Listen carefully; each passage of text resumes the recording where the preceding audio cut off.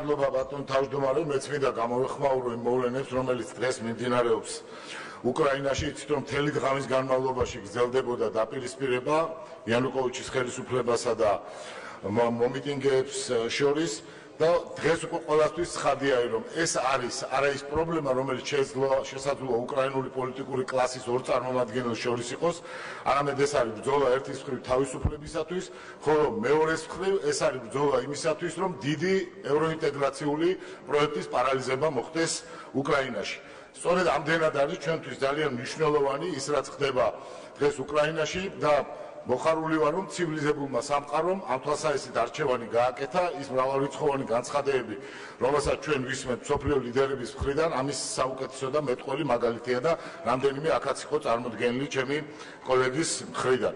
მიუხედავად იმისა, რომ ჩვენმა საგარეო საქმეთა მინისტრმა თქვა, რომ პრეზიდენტი მიხეილ სააკაშვილი არ გამოხატავს იქ საქართველოს პოზიციას და საქართველოს პოზიციას გამოხატავს სხვები, ხაზგასმით მინდა ვთქვა, რომ ამ დღეებში სწორედ პრეზიდენტი მიხეილ სააკაშვილი გამოხატავდა საქართველოს სულისკვეთებას, სწორედ დეპუტატები, რომლებიც იქ იყვნენ ჩასულები, ისინი გამოხატავდნენ საქართველოს სულისკვეთებას გუშინ მთელი ღამის განმავლობაში არასამთავრობო ქართული ორგანიზაციის თავისუფალი ზონის კარავზე ფრიალებდა საქართველოს დროშა და სწორედ ეს ორგანიზაცია გამოხატავდა საქართველოს ინტერესებს. ამიტომ ყველა ამ ადამიანს ჩვენ უნდა უთხრათ საგანგებო მადლობა.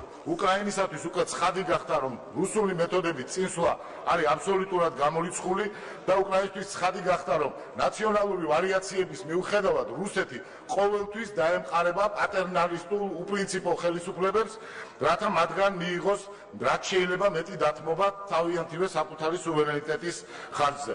კიდევ ერთხელ მინდა ვთქვა, რომ რუსეთი დღეს არის ბოროტების, რეტროგრადობის, ჭაობის იმპერია და მასთან საჭირო არის მკაფიო სახელმწიფოებრივი პოზიციის დაფიქსირება და არა ის ინფანტილური ლუღლუღი, რომელსაც ხანდახან ვისმენთ ხოლმე ჩვენი ხელისუფლების მხრიდან.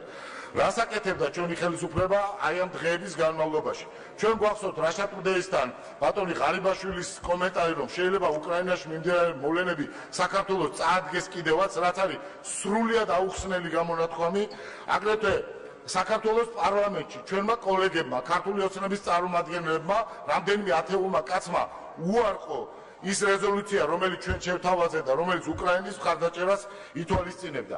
მე ვფიქრობ, რომ ის ადამიანები, რომლებიც ხმას აძლევენ წინააღმდეგ ამ რეზოლუციას, ვერ ხვდებიან, რომ ევრომაიდანის დამარცხება დღეს არის ევროპული ცივილიზაციის მარცხი და შესაბამისად ეს არის ჩვენი ქვეყნის საქართველოს მარცხი.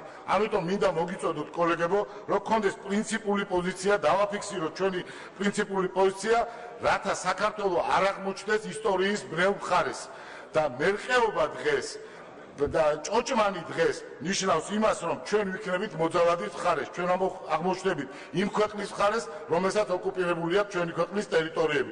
ამიტომ მივესალმები ინიციატივას, რომ დაიწყოს ახლა საუბარი იმაზე, თუ როგორი უნდა იყოს ჩვენი პარლამენტის განცხადება, ჩვენი პარლამენტის რეზოლუცია და ამასთანავე გამოვთქვამთ ჩემს წმენას, რომ ამ რეზოლუციაში ყველა წერტილი უნდა იყოს დასმული იქ, სადაც საჭირო არის.